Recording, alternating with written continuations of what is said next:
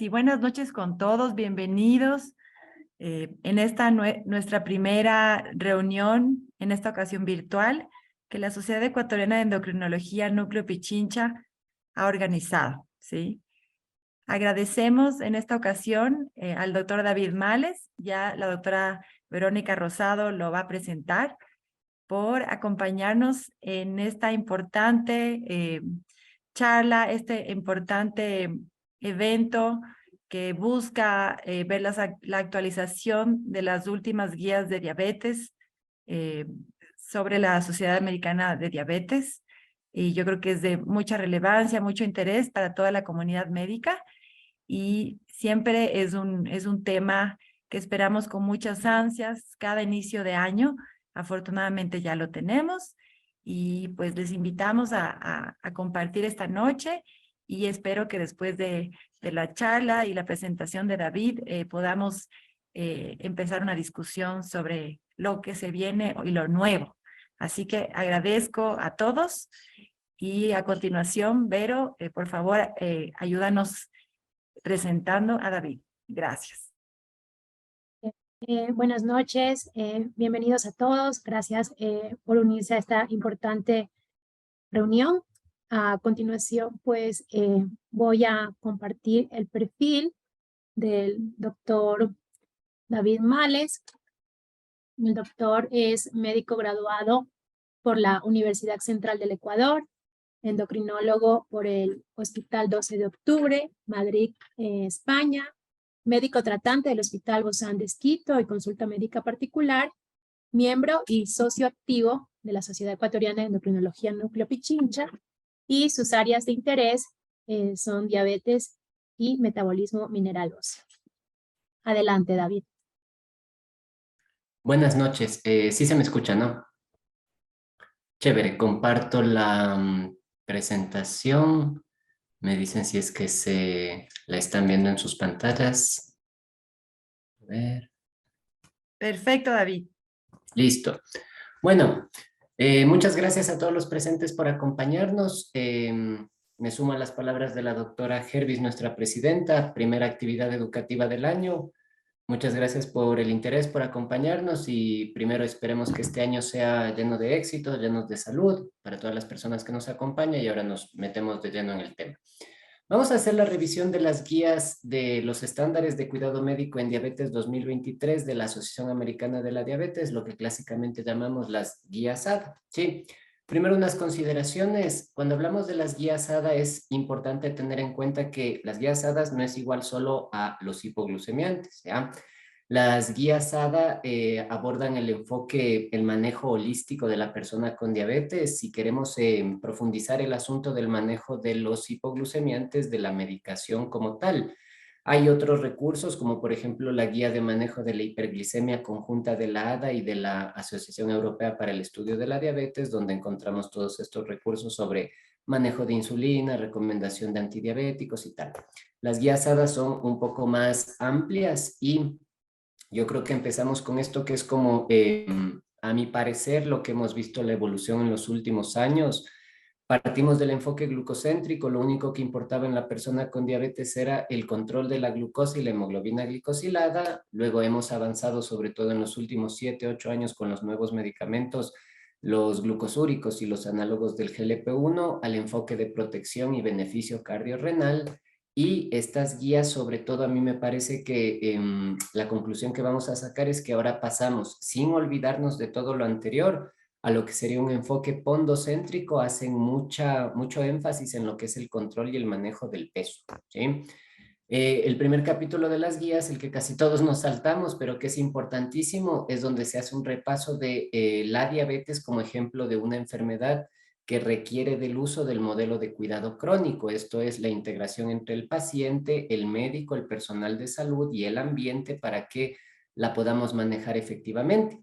Conceptos claves de esto, muy importante lo que es la educación y apoyo para el automanejo de la diabetes, el DSMS, que por sus siglas en inglés, los determinantes sociales de la salud, todos estos factores intangibles que influyen sobre el control de la enfermedad, el manejo creciente, el uso creciente de lo que es la telesalud, no solo telemedicina, sino telesalud, todo lo que se puede hacer para que proveer de atención médica y cuidado médico a personas, sobre todo en áreas remotas y rurales, y tomar en cuenta el nivel de alfabetismo y numerismo, la capacidad de comprender conceptos numéricos y de manejar todo el material que el paciente con diabetes tiene que aprender, familiarizarse e incluso dominar, ¿sí? Bueno, y entonces hacemos una revisión parte por parte de cada una de las secciones, el cambio en relación al año anterior. La primera, sobre lo que es la clasificación de la diabetes, no hay mayores cambios, excepto esta nueva recomendación que no existía en 2022.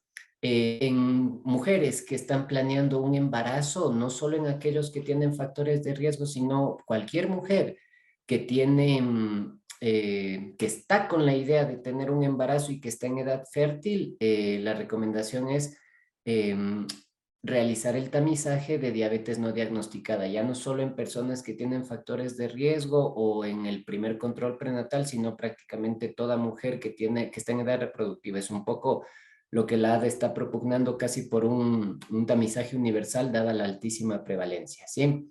En la sección 3, prevención o retraso de la diabetes tipo 2 y las comorbilidades asociadas, la recomendación anterior era un poco general, decía que la prediabetes se asocia con aumento del riesgo cardiovascular y por tanto que hay que buscar y tratar los factores de riesgo cardiovasculares asociados y que son modificables.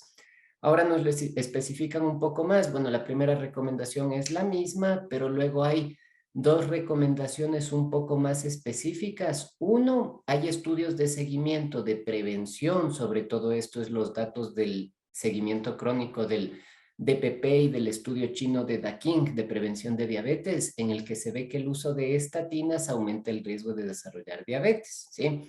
Y no es un riesgo despreciable, llega más o menos al 25-30% si no recuerdo mal, pero el balance riesgo-beneficio es que el beneficio de controlar la hiperlipidemia con estatinas no nos tiene que frenar en cierto modo del uso de estatinas si el paciente no lo requiere, si el paciente lo requiere, perdón. Entonces, por eso no se recomienda que las estatinas no se usen por este teórico riesgo de aumentar,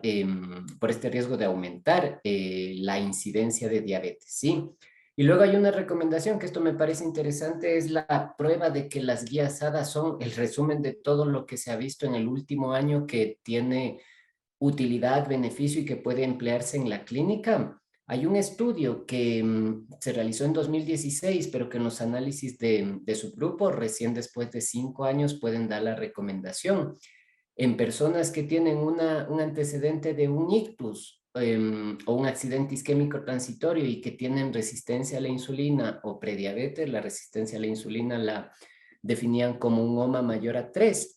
El uso de pioglitazona puede disminuir el riesgo de un nuevo stroke o de infarto de miocardio, aparte de prevenir el desarrollo de diabetes, ¿sí? Pero como ya sabemos, la pioglitazona se asocia al riesgo de edema, aumento de peso y fracturas, entonces tenemos que considerar el riesgo-beneficio. Es una población muy específica a la que está dirigida esta recomendación. Este es el estudio IRIS, el de Insulin Resistance in Stroke. Un grupo muy particular que quizás no tenemos pacientes ahorita que recordemos en nuestra consulta que sean susceptibles de este manejo, pero es un ejemplo, me parece, de que la ADA revisa todo lo del año y todo lo que tiene utilidad y evidencia a favor, lo incluye y lo discute. Luego aquí ya empezamos a ver el asunto de que empiezan a hablar mucho del control del peso. La recomendación del año anterior era que se debe intentar perder peso o evitar el aumento de peso para disminuir la progresión de la hiperglicemia. Esta recomendación está sin cambios en el año actual, pero luego nos dicen que se puede considerar el uso de farmacoterapia para el manejo del peso, para evitar la progresión a hiperglicemia y para disminuir el riesgo cardiovascular. Nos hablan un poco de ser más proactivos y sobre todo ya especifican un poco porque decir que el paciente tiene prediabetes es muy general. No es lo mismo un paciente con una glicosilada de 5,8 que 6,4. Entonces nos dicen que un enfoque más intensivo de actuación con miras a disminuir ese riesgo de progresión a diabetes es lo que tenemos que hacer en individuos con obesidad grado 2 o mayor, o en aquellos pacientes que tienen más signos de prediabetes, o mejor dicho, una prediabetes más avanzada, como una glicosilada mayor a 6, por ejemplo, ¿ya? Luego en la sección 4, la evaluación médica exhaustiva completa y la evaluación de comorbilidades.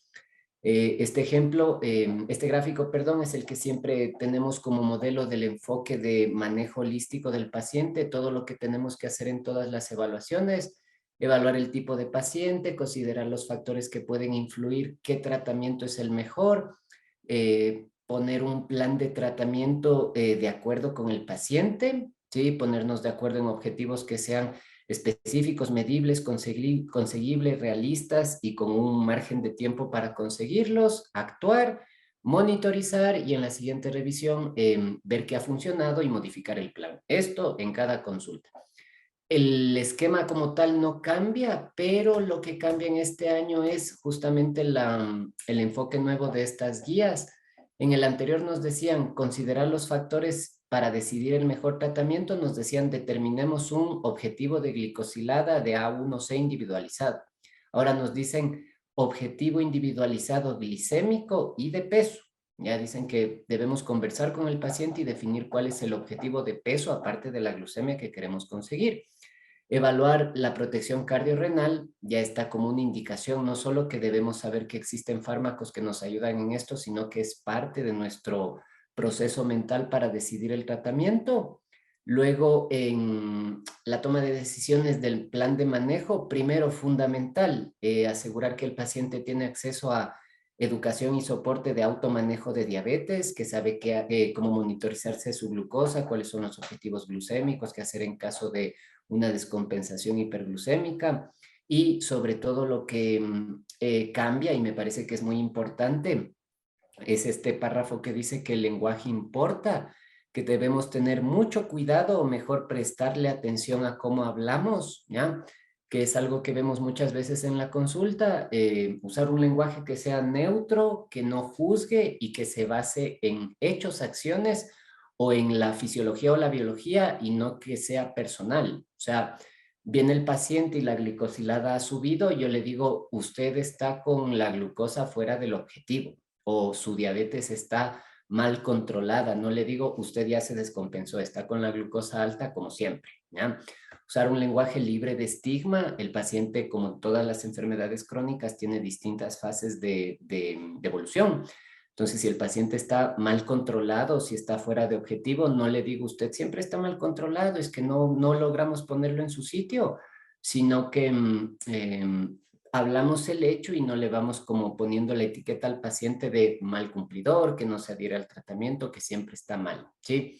Usar un lenguaje que se enfoque en las fortalezas, que sea respetuoso, inclusivo y que imparta esperanza. Esto sobre todo lo de las fortalezas. No centrarnos en que el paciente no está en objetivo, quizás puede ser la glicosilada no está en menos de 7, pero por lo menos no ha subido, ¿ya? Cosas así.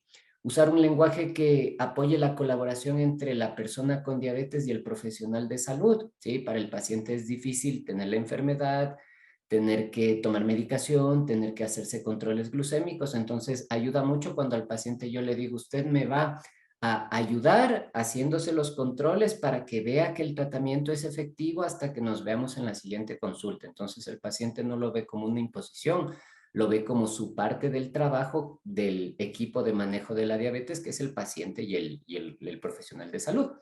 Y esto que ya es de cajón, pero que todavía a veces se ve, no tratamos diabéticos, tratamos personas con diabetes. Eso es fundamental. Cambios en las recomendaciones, la de manejo de enfermedad hepática no alcohólica, la recomendación es la misma, que tenemos que evaluar en gente con diabetes tipo 2 o con prediabetes y factores de riesgo cardiometabólicos la presencia de hígado graso con enzimas hepáticas o con ultrasonido, ¿sí?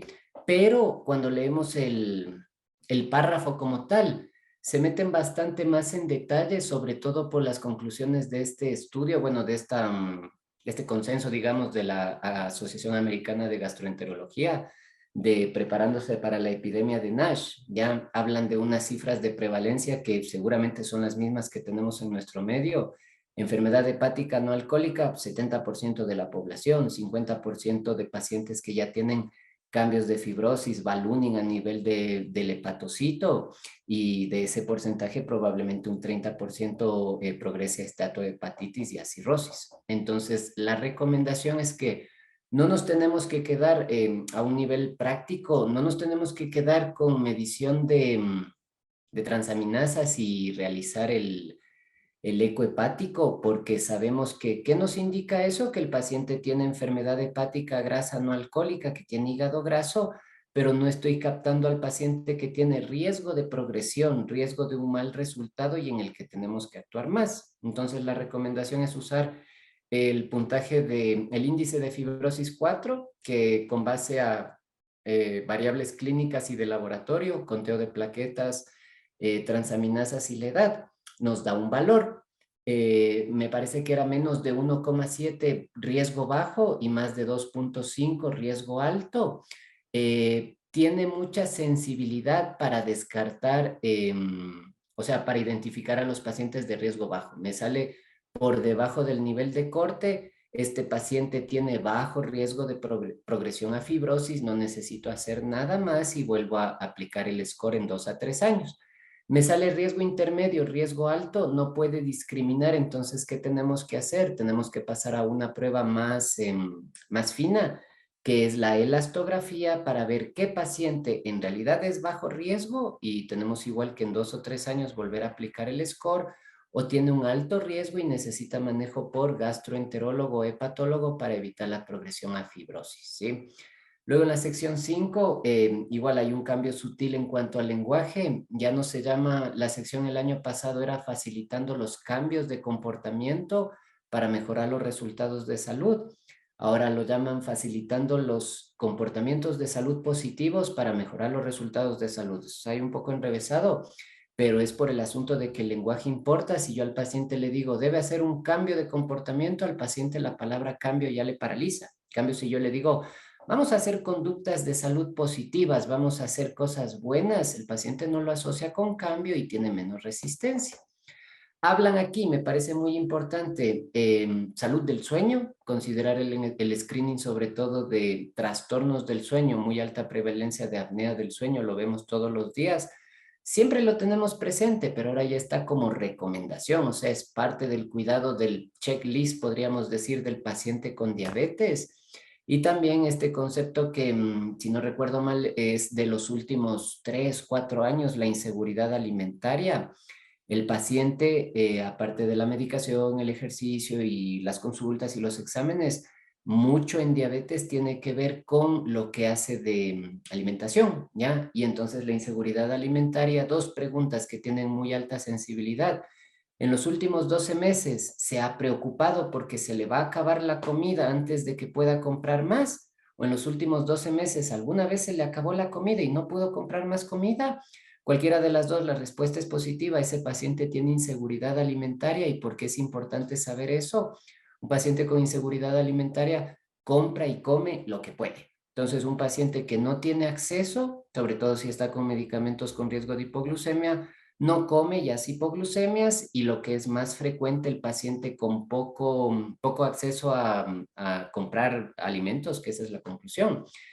Compra alimentos muy calóricos que le duran mucho tiempo, que no son la mejor opción. En vez de comer aceite de oliva extra virgen, compra arroz blanco que le sirve para toda la familia y que le dura un mes, pero contribuye para el mal control glucémico. Este gráfico es muy bonito, es el que está incluido prácticamente en todos los protocolos y es sobre la importancia de los comportamientos durante las 24 horas para el control de la diabetes. No es solo la medicación, no es solo la comida, todo lo que hago durante el día influye en el control glucémico, y de un día normal la tercera parte es el sueño, que quizás no hacemos actividad consciente, digamos, pero hay muchos procesos que ocurren a nivel corporal que influyen en el control de la diabetes. Paciente con apnea del sueño tiene hipertonía simpática por la hipoxia. La hipertonía simpática aumenta la glucosa. Entonces, apnea del sueño, no olvidarse, recomendación, ya no podemos Es mala práctica, podríamos decir, a un paciente que tiene diabetes, no preguntarle si es que ronca, si es que tiene hipersomnolencia diurna. La sección de los objetivos glucémicos, no hay mayor cambio en cuanto a lo que ya conocemos. Lo que sí varía, porque es algo más reciente, el uso de los sensores de los monitores de glucosa continua. ¿Cuál es el cambio aquí? Habitualmente, cuando ya se usa esto, ¿cuáles son los objetivos? Tiempo en rango, dentro del rango, no ni hipo ni hiper, mayor al 70%, menos del 4% en hipoglucemia y menos del 1% hipoglucemia grado 2, menos de 54. ¿Qué es lo que ahora cambia? En pacientes que tienen fragilidad podemos ser un poco más laxos, tiempo en rango o con mucho riesgo de hipoglucemia. Tiempo en rango mayor del 50%, hipoglucemia total menos del 1%, seguramente a expensas de más hiperglucemia, pero esto es el cambio en pacientes con fragilidad o riesgo de hipoglucemias. Entonces esto es lo habitual. Aquí nos dice el objetivo de tiempo en rango 70% y el objetivo de hipoglucemias 4 global, menos de 1% en grado 2. La recomendación es ser un poco más laxos, menos tiempo en rango, seguramente con hipoglucemias y mucha más hiperglucemia, perdón, y mínimo 1% de tiempo en hipoglucemia de cualquier nivel. La sección 7, la tecnología de la diabetes, no hay muchos cambios y también todo lo que se discute en esa sección, infusión continua de insulina subcutánea, monitores, sensores, no disponemos de momento, entonces no es competente. La sección 8, obesidad y manejo para la prevención y tratamiento de la diabetes tipo 2, ¿sí? No hay mayor cambio en relación a los conceptos, ya hay que hablar igual con un lenguaje que no sea estigmatizante, no es la persona obesa, es la persona con obesidad, no hay mayor cambio en eso, pero sí ahora se considera, esto es sobre todo del análisis a largo plazo del estudio Luca Head, que cualquier pérdida de peso es buena. Quizás no consigue resultados tan importantes clínicamente, sí, pero todas nos da un beneficio. Pérdida del 3, del 5, del 7%, mejora el control glucémico y otros factores de riesgo cardiovascular que lo vemos del día a día.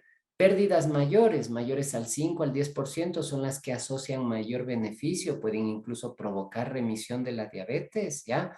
Que es lo que antes la recomendación era como muy tajante. Más del 5% para que la pérdida sirva de algo, más del 10% para que sea representativa.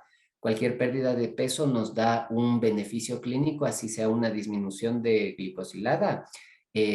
Otro ejemplo del énfasis que se da en estas guías al control del peso, ¿sí?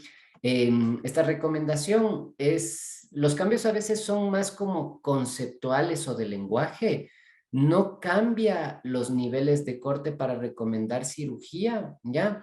Pero lo que nos dicen es que en un paciente que tiene diabetes tipo 2 con un índice de más de 40, un índice de masa de más de 40, o el ajustado en población asiática, que sabemos que es un poco diferente, se debe recomendar la opción de la cirugía metabólica. O sea, no solo debemos tenerlo presente de que sí, índice de masa más de 40, candidato a cirugía, sino que debemos sugerirlo activamente, ¿ya?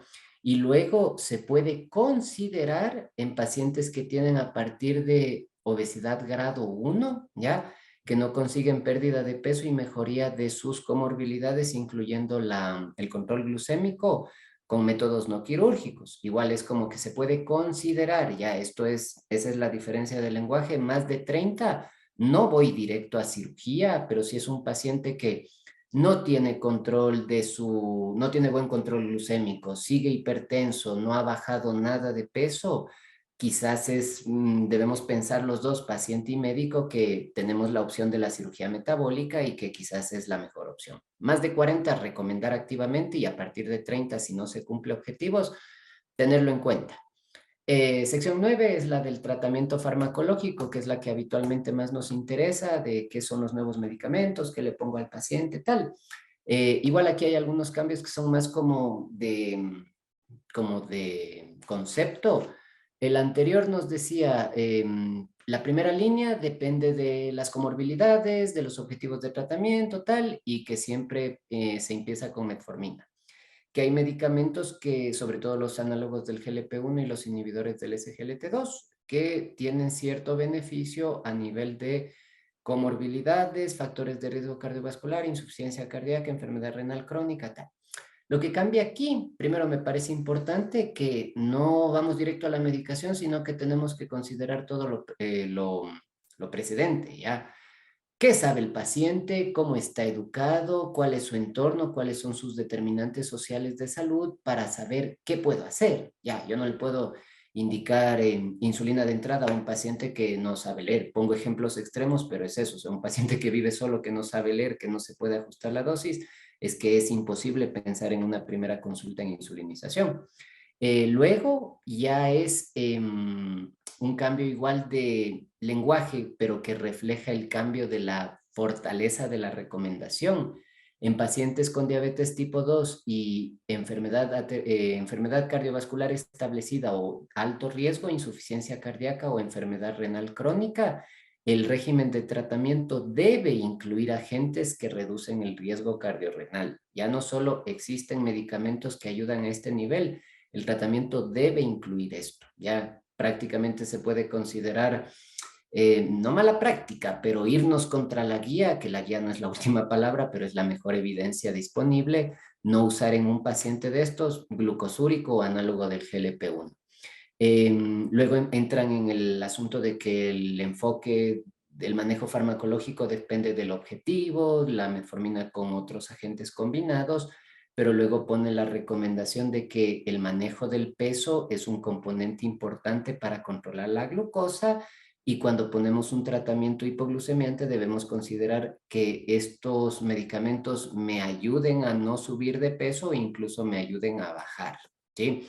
Y lo mismo, este gráfico hay que estudiarlo en detalle, pero ¿cuál es el cambio en relación al año anterior? En el año anterior me decían, paciente con enfermedad cardiovascular establecida o alto riesgo, falla cardíaca o enfermedad renal crónica, aparte de metformina, individualizar el uso que era básicamente análogo del GLP-1 o inhibidor de SGLT2, dependiendo de si había sobre todo falla cardíaca, enfermedad renal crónica o alto riesgo cardiovascular, que son un poco diferentes, o sea, muy clara la evidencia de una y otra, de otro grupo farmacológico, ¿sí?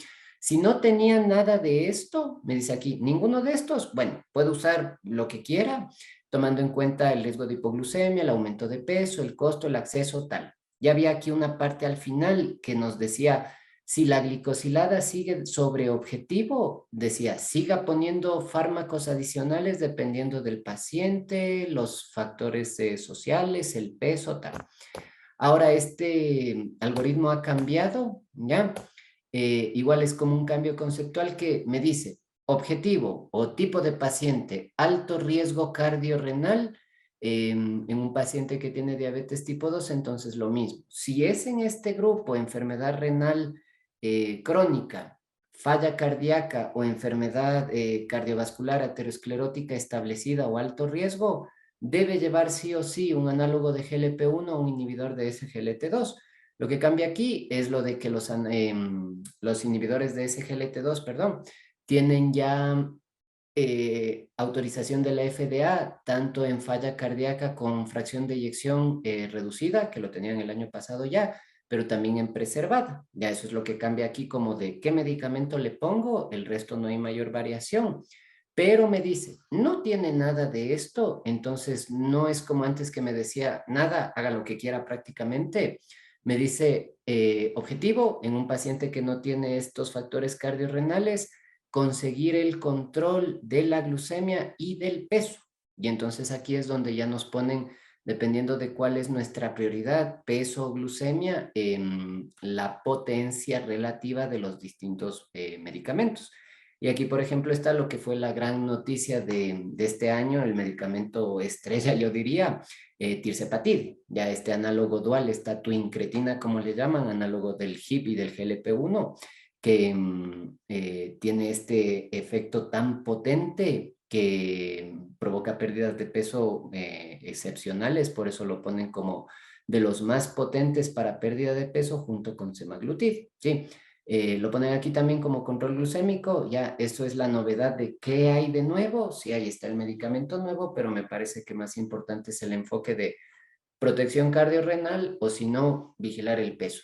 Y luego esta parte al final me dice si la glicosilada sigue sobre el objetivo, no me dice siga subiendo medicación dependiendo de lo que tenga, si con lo que idealmente podemos usar, que es todo esto, algunos medicamentos no los tenemos en Ecuador, es verdad, pero si con acceso a todo esto el paciente no está bien controlado, seguramente el problema no es que no tenga un medicamento efectivo, sino que el paciente o no está haciendo bien la administración de la insulina o el inyectable, no está cumpliendo la dieta, no está haciendo algo bien, pero ya no es solo de seguir intensificando el tratamiento, sino revisar todo lo que son los determinantes sociales de la salud, ¿sí? Riesgo cardiovascular, aquí también hay algunos cambios. Esta primera sección bastante fácil de entender y como para quedar de acuerdo, la siguiente es un poco más controversial. 2022, objetivo de, mejor dicho, definición de hipertensión mayor a 140/90. Objetivo de control menos de 130/80. Había esta discrepancia. Ahora, en base al último estudio que tenemos, definición de hipertensión más de 130/80. Objetivo de control menos de 130/80. O sea, esto está ya bastante más claro, ¿ya? Es lo que dicen estas guías, sobre todo esta parte de aquí. ¿Cuál es la definición? Más de 130/80, objetivo menos de 130/80. ¿Por qué había esta discrepancia? Este es el resumen de los estudios de efectividad, de seguridad, de objetivos, de intervención, de disminución de presión arterial y disminución de muerte cardiovascular, infartos, complicaciones, ¿ya? El problema es que había mucha heterogeneidad, incluso los objetivos de control cambiaban dependiendo de los ensayos porque los objetivos de control de hipertensión han ido cambiando con los años. Desde 2018 me parece que es la última vez que los cambió la AJA. Los ensayos anteriores buscaban un objetivo, los ensayos actuales buscan otro. Cuando revisamos aquí, es un lío metodológico que el ensayo que encontró evidencia no incluía gente con diabetes, entonces no se podía generalizar. Pero este último estudio, el estudio STEP, que es del año anterior, si no me equivoco, a finales de 2021, pacientes sobre todo mayores de 60 a 80 años y con aproximadamente un 20% de ellos con diabetes. Se vio que con el objetivo de presión arterial menor a 130/80 había beneficios en prácticamente todos los resultados en el compuesto, hospitalización, ictus, infarto, insuficiencia cardíaca, muerte. Entonces, de aquí sale este cambio, de que tenemos una evidencia de razonable calidad en la población que nos compete, gente con hipertensión y diabetes. El siguiente cambio, ya esto es como para discutirlo en extenso, cambia no el enfoque, ya, porque no hay un ejemplo, un efecto como de clase, ya. El objetivo es el nivel de LDL, ya. No hay mucha discusión, en cambio, en cuanto a es mejor estatina, es mejor ezetimibe, es mejor inhibidor de PCSK9. No se hacen lío, el objetivo es hay que bajar LDL a un nivel. El cambio resumido es que el año anterior era objetivo en pacientes que tienen prevención primaria menos de 100, ahora es en pacientes en prevención primaria menos de 70, ¿sí? Y nos dicen que en pacientes mayores a 75 años es razonable iniciar y continuar estatinas. Y luego en pacientes en prevención secundaria, lo anterior, paciente objetivo de LDL menos de 70. Si no lo conseguíamos, apoyarnos en medicamentos adicionales como el ezetimibe, los inhibidores de PCSK9, perdón. El objetivo este año, prevención secundaria, menos de 55, y por eso ponen más énfasis en que este objetivo tan estricto generalmente necesita el uso por lo menos de ezetimibe, que sí lo contamos en nuestro medio y que es relativamente asequible y es terapia oral. En el paciente que se justifica haciendo el score de riesgo cardiovascular, ese objetivo para disminuir nuevos eventos cardiovasculares, el uso de PCSK9, ¿sí? Son objetivos muy exigentes, muy ambiciosos, Esta sección la escribe la AJA, lo pone claramente en las guías la ADA, entonces es un poco como para discutir y ver qué tanto beneficio en realidad nos aporta esto, ¿sí? Hay un cambio también en el asunto del uso de los análogos de GLP-1 y los inhibidores del SGLT2, sobre todo en lo que es el beneficio en el MACE, ya el resultado compuesto de mortalidad y de malos desenlaces cardiovasculares y las hospitalizaciones por insuficiencia cardíaca, pero es sobre todo el asunto de que ya no se debe considerar, está recomendado el uso de estos medicamentos. Sí, es un cambio más como de concepto. Este cambio es importante, ya estaba en el algoritmo de manejo, los inhibidores de SGLT2, tanto aprobados por perdón, se me fue, la agencia reguladora, por la FDA, en insuficiencia cardíaca con fracción de eyección preservada y reducida, a diferencia del año anterior que era solo en reducida, y también hay evidencia de que no solo disminuye la hospitalización y la mortalidad cardiovascular, sino que es un tratamiento prácticamente sintomático, mejora la calidad de vida, mejora los síntomas. Por eso es que es un medicamento que prácticamente ya no lo consideramos los SGLT2, ya no lo consideramos hipoglucemiante o de personas con diabetes. La recomendación, la indicación de uso se ha ampliado muchísimo, ¿sí? Lo ponen aquí, aunque también hablo un poquito más en la sección de enfermedad renal crónica. La finerenona tiene ahora ya aprobación de la FDA para el manejo de la enfermedad renal crónica, que ese también es un cambio en relación al año anterior. Esta sección es para irla leyendo con detalle igualmente porque hay algunos cambios muy sutiles de lenguaje. Varían los niveles de albuminuria y los niveles de filtrado a partir del cual se recomienda o está indicado usar un glucosúrico. Ya un cambio así notorio es que el control tiene que ser 1 o 4 veces dependiendo del estadio de la enfermedad, que es esta gráfica que es para tenerla en la consulta y revisar cuánto tengo de albuminuria, cuánto tengo de filtrado, y según eso ver si puedo manejar al paciente o ya se me está saliendo de las manos y necesita manejo por nefrólogo, ¿sí? Y estas son las recomendaciones que, si se fijan, el cambio es este de lenguaje. Se recomienda versus considerar usar en base a los nuevos datos de los estudios de beneficio en enfermedad renal crónica, de los glucosúricos sobre todo, ¿ya? Varían un poco los niveles de albuminuria, de filtrado glomerular, pero el concepto cuando lo leemos en detalle y sobre todo viendo esta gráfica es que tiene más peso la recomendación. Es igual que en años anteriores. Antes nos decían que les suene que hay unos medicamentos que mejoran la progresión de la enfermedad renal crónica. Ahora tienen que usar ese medicamento si el paciente tiene enfermedad renal crónica. En la sección de retinopatía, neuropatía y cuidado del pie, no hay mayor cambio, excepto esta parte en la que hubo una revisión, como un consenso de la Academia Americana de Neurología en la que hablan justamente sobre el manejo farmacológico de la neuropatía diabética.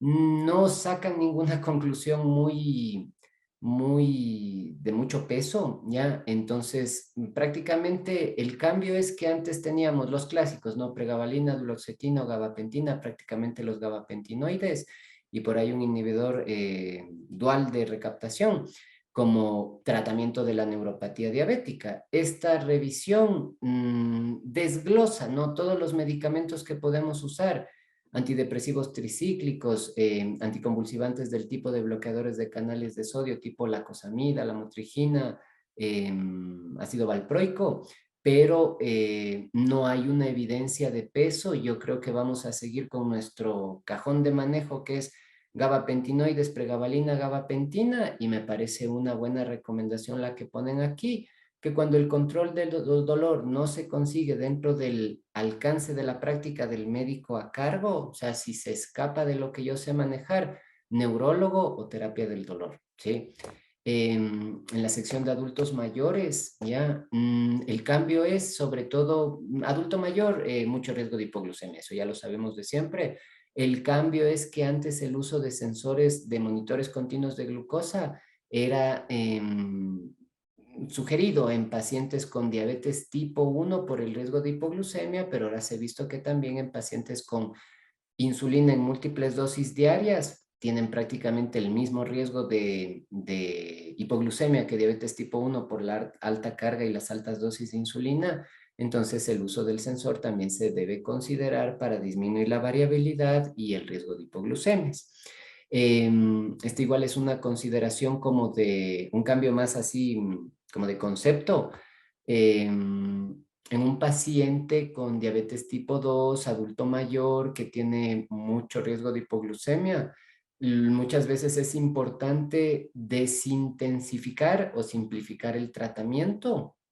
Aquí lo han desglosado un poco porque seguramente vieron que los médicos lo interpretaban como un solo concepto cuando en realidad son dos muy diferentes. La desintensificación es, ya no quiero tener una glicosilada perfecta, menos de 7 y ni una sola hiperglucemia porque así debe estar el paciente, sino que me puede ser suficiente una glicosilada un poco más alta en este paciente.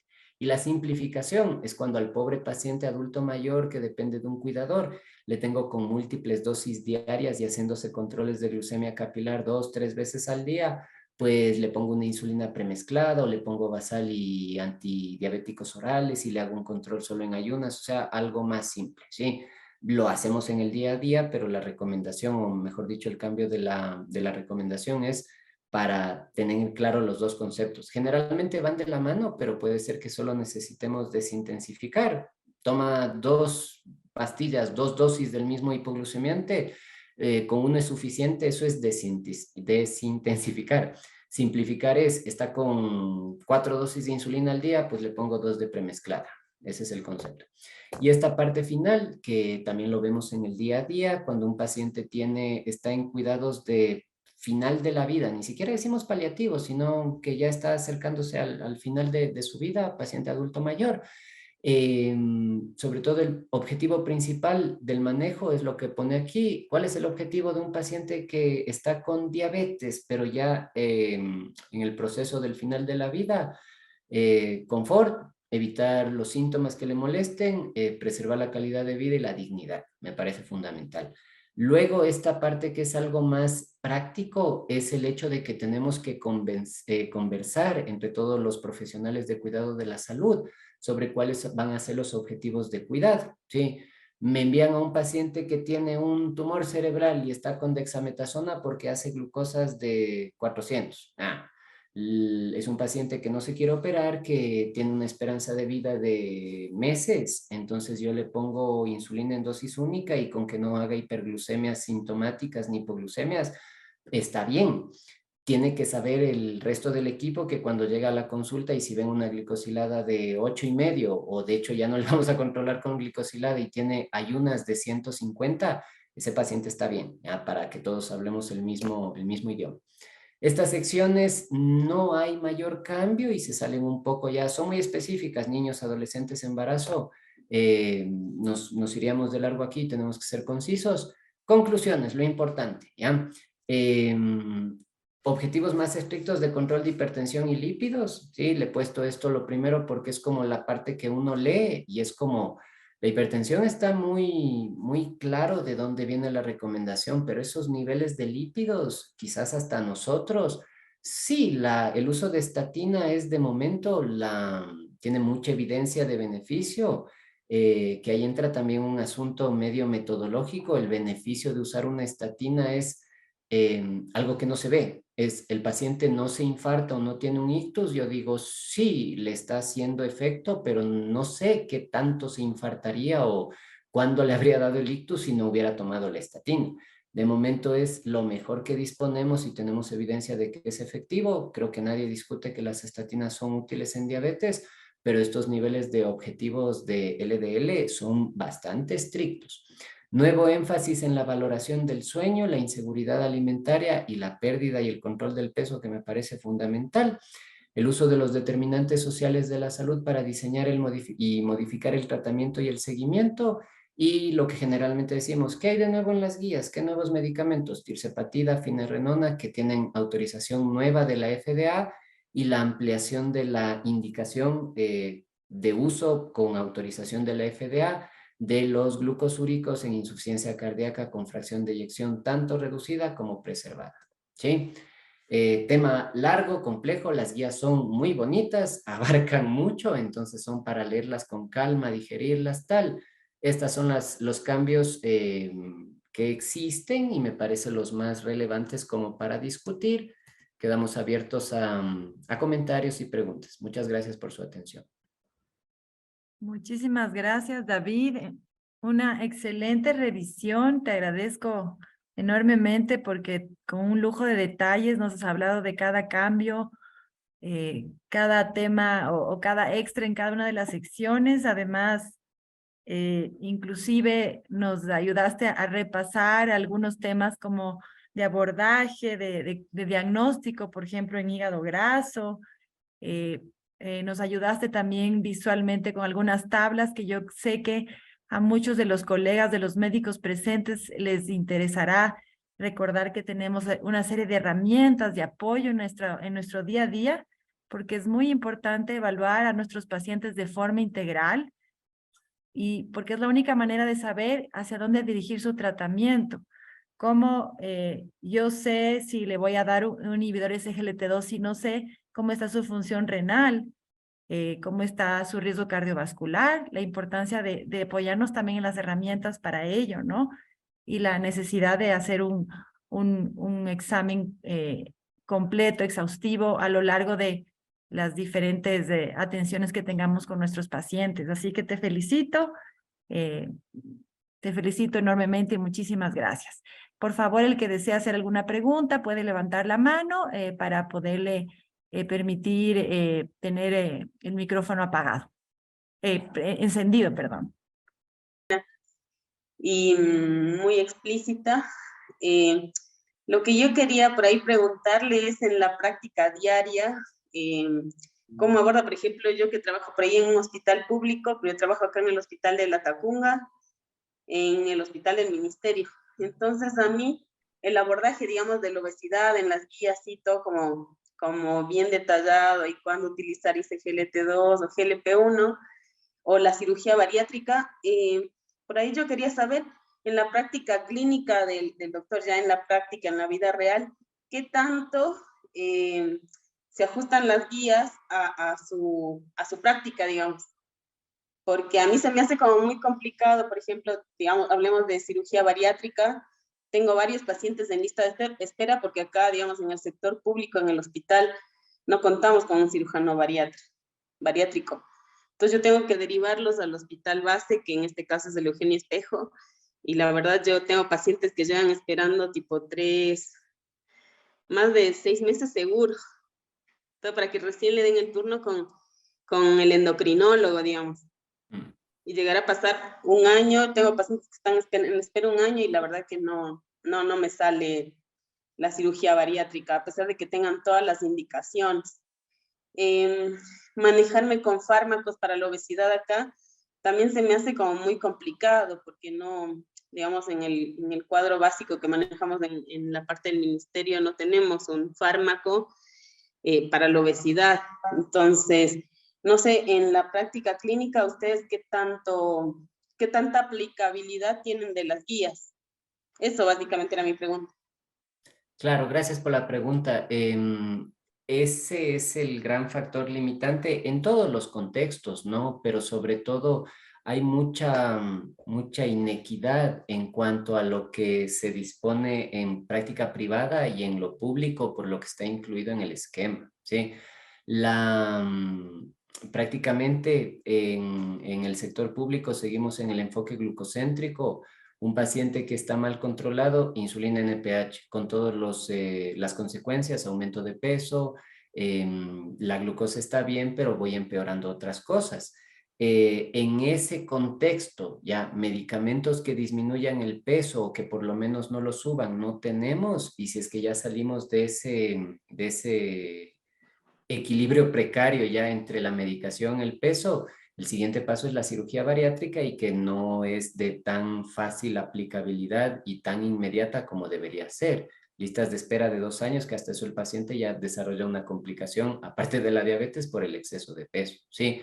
Esto, por desgracia, yo creo que ya se sale un poco de lo que podemos hacer, es un poco, suena feo, pero es como hasta ahí nosotros llegamos como el médico. Sí es verdad que el arte de la medicina, las guías, es que no todos los pacientes entran en un grupo, sí, pero tenemos un paciente que clarísimamente no tiene que estar con insulina, sigue subiendo de peso, es candidato a un medicamento que controle eso, pero si no dispongo de esos medios, el objetivo, yo te diría en esos casos, es paliar. Quizás no podemos mejorar, pero por lo menos que no empeore. Suena como un poco derrotista, pero voy a volverme muy estricto con la dieta, voy a intensificar todo eso para que no entre en ese círculo vicioso de más insulina, más aumento de peso, del que es luego muy difícil salir si no es con la bariátrica. Sí, es una pregunta ya que es el día a día, ya le ronda la mente a toda la gente que está en el sector público. Sí, las guías me dicen tirsepatide, pero yo solo tengo NPH, o sea, ya se escapa, es la parte de los determinantes sociales que por eso son tan difíciles de manejar. Se escapa del paciente, se escapa del médico, es tarea de la sociedad, que la integramos nosotros también, pero yo no puedo cambiar todo el sistema de salud en una consulta. Sí. Dale, dale. Jorge, ¿tú quieres complementar? Alzaste la mano. Sí, muchísimas gracias. No sé si se me escucha. Sí, Sí. sí. Gracias, gracias y felicidades a la iniciativa de la directiva. Yo por interno le felicitaba a Paola porque me parece que este tipo de iniciativas se tienen que abrir al auditorio que puede implicar más allá de la sociedad a la gente interesada en la endocrinología. Nosotros, de hecho, mi compañera del servicio, Stephanie Vaquero, hizo la invitación a los residentes del servicio y algunos de ellos están del servicio de endocrinología, de donde yo soy parte del Hospital Eugenio Espejo, y están algunos de ellos de acá ahora muy interesados en tu exposición, David. También mis felicitaciones para tu lúcida y completa intervención. Y muchísimas más personas, veo residentes del Hospital Metropolitano, gente de provincias, así que 60, 70 personas del área médica de muy, muy diferentes partes de Quito y del resto del Ecuador que estén presentes en un evento académico, me parece algo sin precedentes, así que repito mis felicitaciones. La otra cosa era remarcar algo que una doctora que me precedió hizo énfasis, y es tratar de aterrizar las guías que el día de hoy David nos ha comunicado a todos, nos ha actualizado a todos a la realidad que vivimos en el Ecuador, y remarcar algo en general y algo en particular. Algo en general de los medicamentos que no disponemos, y hacer un intento para que desde la Sociedad de Endocrinología, desde la comunidad médica, se intente multiplicar el acceso a medicamentos que no son nuevos, que han demostrado mejorar o cambiar la historia natural de la enfermedad de la diabetes mellitus, de las complicaciones de la diabetes, y como los inhibidores de SGLT2 estoy hablando principalmente, y que los tomadores de decisiones en salud puedan, como su nombre lo indica, tomar mejores decisiones. Recientemente, a finales del año pasado, el Cuadro Nacional de Medicación Básica incluyó los inhibidores de SGLT2, dapagliflozina y empagliflozina, en el cuadro de medicación básica, valga la redundancia, pero ninguno de los dos medicamentos actualmente consta como antihiperglucemiantes orales a disposición de las personas que tratamos pacientes con diabetes, sino como medicamentos para insuficiencia cardíaca. Eso es algo lamentable. Eso refleja una realidad que es penosa. Por otro lado, una realidad que va hacia otro extremo. Durante muchos meses, en el Ecuador no tuvimos acceso a insulinas, y no hablamos de análogos de insulina como la insulina glargina, la insulina de Gludec, la insulina U300, glargina U300, sino insulina NPH, insulinas humanas. Y en el Hospital Eugenio Espejo, en el tercer nivel de salud, estuvimos muchos meses sin ninguna insulina para nuestros pacientes con diabetes tipo 1. Estamos hablando de personas con diabetes que necesitan insulina no para control metabólico, sino para sobrevivir. Entonces, esa es la realidad que vivimos en la salud pública y en la salud en general. Esta es una realidad que yo quería contarles, que es parte de lo que vivimos en el día a día en la salud pública. Y en particular lo que señalaba la doctora Mónica, me parece que me precedió en la intervención. Nosotros receptamos las derivaciones que nos llegan no solamente, por ejemplo, del Hospital de la Tacunga, del MSP, desde Cotopaxi, por ejemplo, para personas que necesitan o tienen indicación de cirugía bariátrica de acuerdo a las guías que, pues no existen guías nacionales, pero existen guías internacionales que nos dicen qué decisiones tomar respecto, por ejemplo, a tratamiento quirúrgico de obesidad. Y en el caso particular nuestro, si nosotros operásemos a todas las personas, que desde luego nosotros tenemos cirujanos bariátricos, que tuvieran indicación, no operaríamos sino solo obesidad. Dejaríamos de operar todos los cánceres de tiroides, por ejemplo, todos los cánceres gástricos, todas las neurocirugías, todas las cirugías traumatológicas de tercer nivel, todas las cirugías de mama por cáncer, etcétera. Porque es tal la prevalencia de obesidad en nuestro país, con índices de masa corporal, con criterio quirúrgico de más de 35 de índice de masa corporal, que no podríamos dar abasto. Por eso nosotros tenemos un protocolo específico para superobesidad o para obesidades muy severas. Y tratamos de cernir o de hacer un tipo de triaje para operar los pacientes con obesidades de más de 45 de índice de masa corporal. Y tenemos pacientes en lista de espera donde se operan pacientes con más de 55, de 60, de 67 de índice de masa corporal. Y lamentablemente, otros pacientes con obesidades muy severas, también de 41, de 42, de 48 de índice de masa corporal, tienen que esperar. Es lamentabilísimo, pero es así.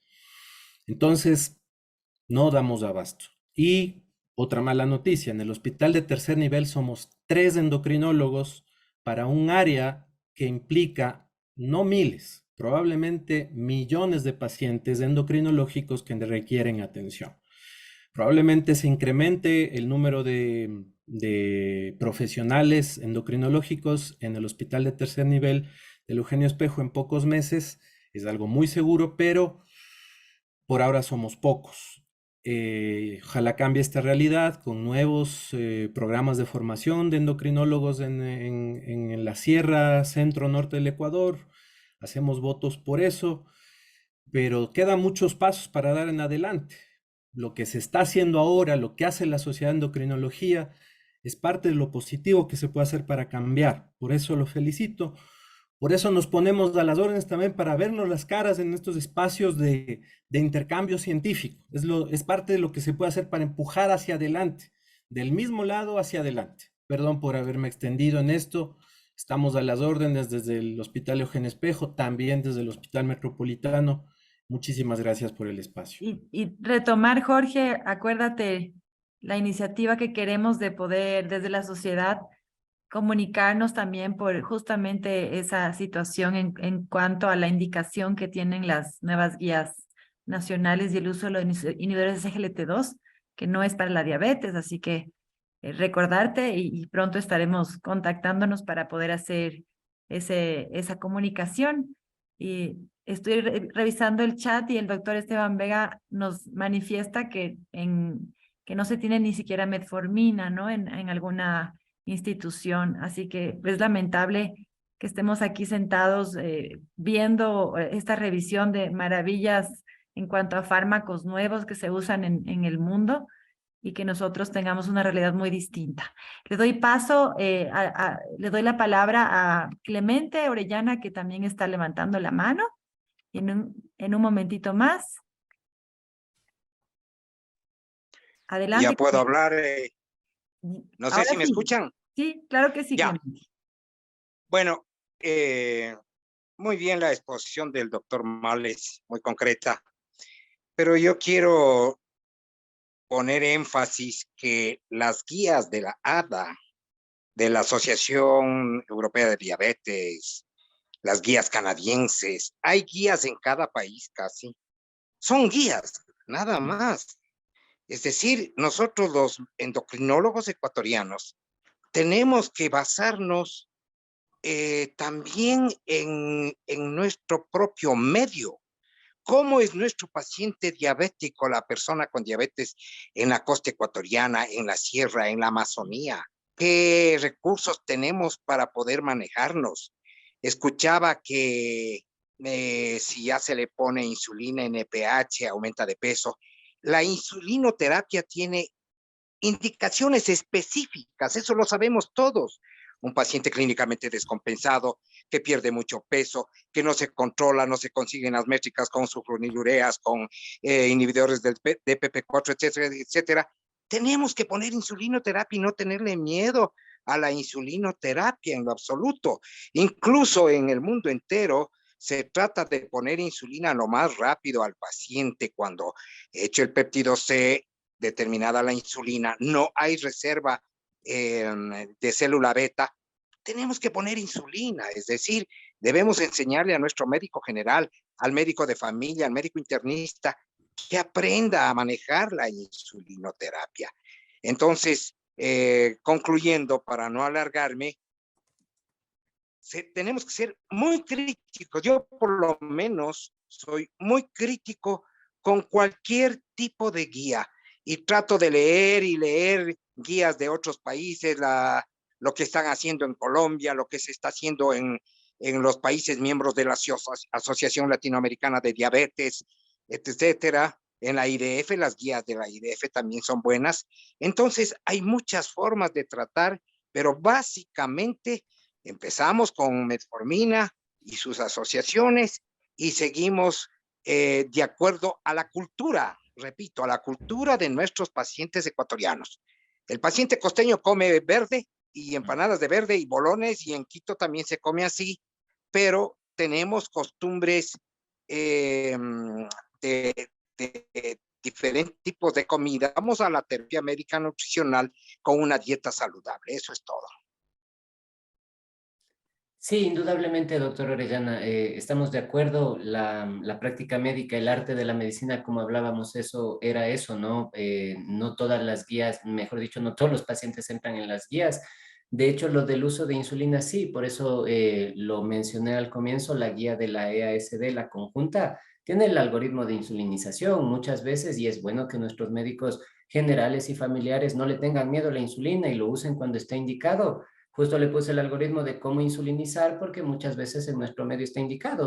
Yo no es la discusión, no insulina o tal, sino el momento y nuestro medio, que justo lo que estamos mencionando, la insulina tiene su sitio, las guías dicen una cosa, pero en nuestro contexto muchas veces es con lo que empezamos y con lo que tenemos que seguir.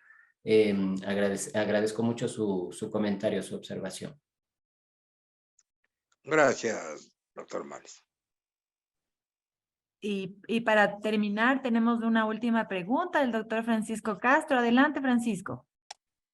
Muchas gracias, gracias a todos. Realmente ha sido una charla muy enriquecedora, muy compacta, muy clara, porque siempre año tras año hay algo nuevo. Agradecerle a la doctora Paola, doctor David, excelente exposición.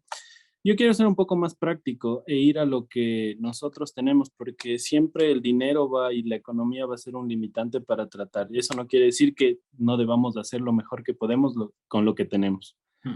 Mi pregunta es súper práctica porque en el día a día siempre nosotros vemos a los pacientes que con esa mala práctica que vienen, que han tomado estatinas 3 meses, han tomado estatinas 6 meses, El paciente diabético de 42 años que está en control, buen control de la presión, pero está con estatina, que va 1 año, 2 años.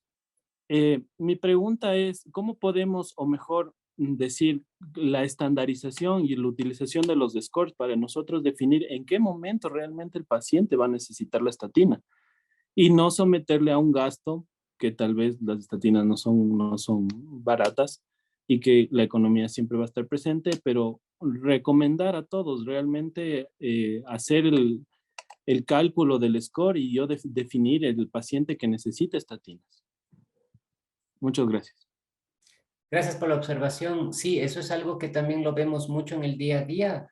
La historia del paciente que toma por temporadas ya y que luego suspende y luego regresa a su nivel basal. Las guías, no solo las del ADA, sino en cualquier sitio donde se discute de manejo de riesgo cardiovascular e hiperlipidemia, empieza con el cálculo del score del riesgo cardiovascular a 10 años. Y las recomendaciones de manejo son muy concretas. Es, alcanzo el objetivo de LDL después de una determinación de 2-3 meses para ver si la estatina es de la intensidad adecuada. No hay que pensar más, es como que si tiene la indicación, entra a hacer medicación continua y le vuelvo a medir eso en 1 año, ¿sí? Tenemos este enfoque de, creo que es parte de nuestra idiosincrasia del paciente y del médico, nos da cierta tranquilidad hacer el examen y ver el valor. Pero el concepto es, paciente tiene alto riesgo cardiovascular, tiene un score que justifica que tiene más de 7.5 de un infarto, de un ictus, necesita prevención primaria, le pongo la estatina, mido en 3 meses y está en objetivo, no se ha curado, está en objetivo y esa medicación, igual que el hipoglucemiante y el antihipertensivo, es crónica. Con ese ejemplo, yo a los pacientes les explico y sí, hace la consulta más lenta y al paciente le choca un montón cuando yo le digo, la estatina es para toda la vida, es igual que la hipertensión, pero con ese concepto lo entienden bien. Digo, si usted tiene hipertensión, toma la pastilla 3 meses, le baja, le suspendo, le sube la presión a 200 y le da un derrame. El colesterol es lo mismo. Entonces, excelente lo de conocer el score y aplicarlo debe ser parte de la rutina. Paciente que me trae un perfil lipídico, no veo el LDL, le calculo el score y si es que tiene la indicación, justamente estos scores se derivaron, sobre todo son de datos de Estados Unidos, que los norteamericanos tienen sus cosas, pero son muy eficientes, les gusta usar bien los recursos. ¿En quién gasto la estatina? Porque son medicamentos caros. En el paciente que no me está bajando el LDL para que el nivel en el laboratorio esté sin asterisco, es en el paciente que estoy previniendo un infarto, un derrame por su riesgo cardiovascular. Entonces, sin score no podemos hablar de manejo de estatinas. Primer paso, calcular el riesgo cardiovascular. Y también es de utilidad para complementar lo que dice David, Francisco, muchas veces es enseñarle al paciente la misma herramienta. Porque si bien a veces pueden venir con todas las características presentes, pero si no, también es una manera de que vean que tienen que prevenir la hipertensión, prevenir el tabaquismo.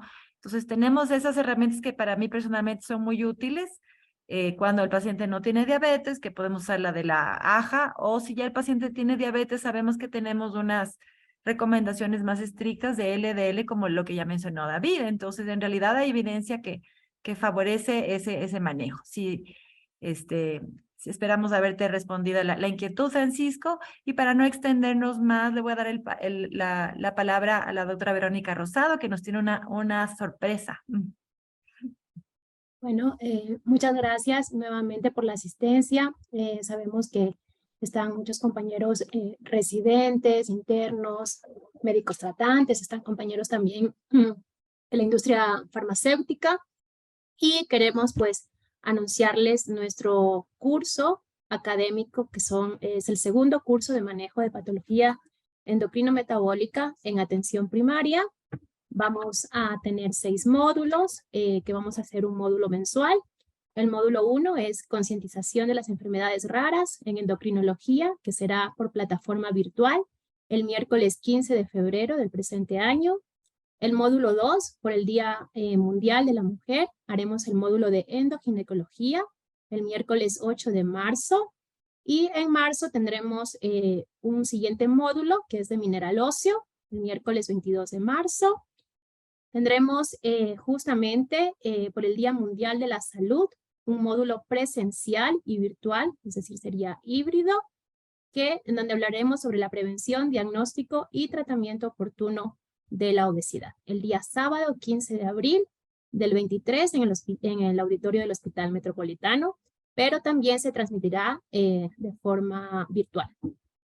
En mayo tendremos el módulo 5 de patología tiroidea, justamente en conmemoración del Día Mundial de la Tiroides, el miércoles 25 de mayo. Y el módulo 6 lo haremos el 8 de julio, que presentaremos los resúmenes del Congreso Americano para el Estudio y Tratamiento de la Diabetes. Así que por favor estén atentos a nuestras redes sociales, a los emails, en donde estaremos compartiendo la forma en la que se deben inscribir a nuestro curso, que será sin costo económico. Excelente, muchísimas gracias, Vero, por compartir las actividades que tenemos programadas para este siguiente semestre.